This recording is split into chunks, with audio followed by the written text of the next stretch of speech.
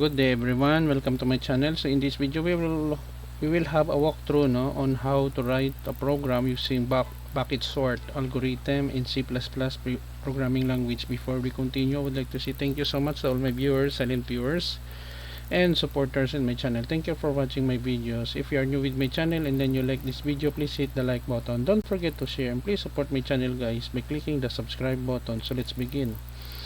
So I will put a link in the video description where you can download the complete source code of our tutorial video for today for free in my two websites. You may click the notification bell so that you will be notified with my newly uploaded video.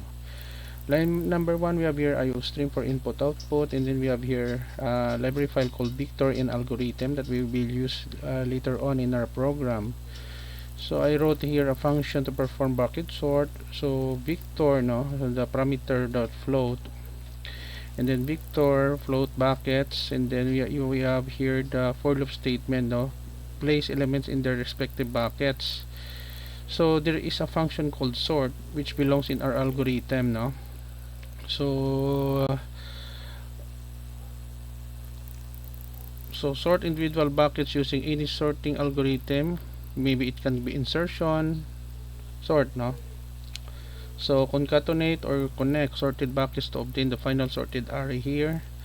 And then int main, it is the starting point of every C++ program. Victor, and then array, we have several values here: 0.4, 0.1, 0.6, 0.9, 0.2, 0.7.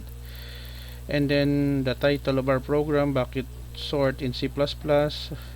Using for loop statement, we display the original values here. And then new line here, calling the function bucket sort an array, and then sorted array, it will display here.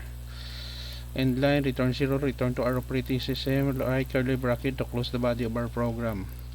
As I said earlier, I will put a link in the video description where you can download the complete source code of our tutorial video for today for free in my two websites. Let us go to build and run to run our code.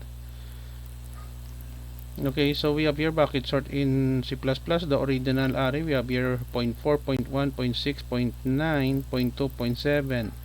Sorted array, we have here 0.1, 0.2, 0.4, 0.6, 0.7, 0.9.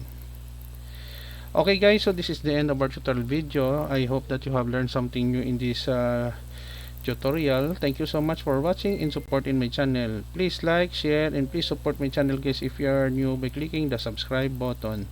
See you in the next video tutorial guys. This is your friend Jake saying bye bye for now.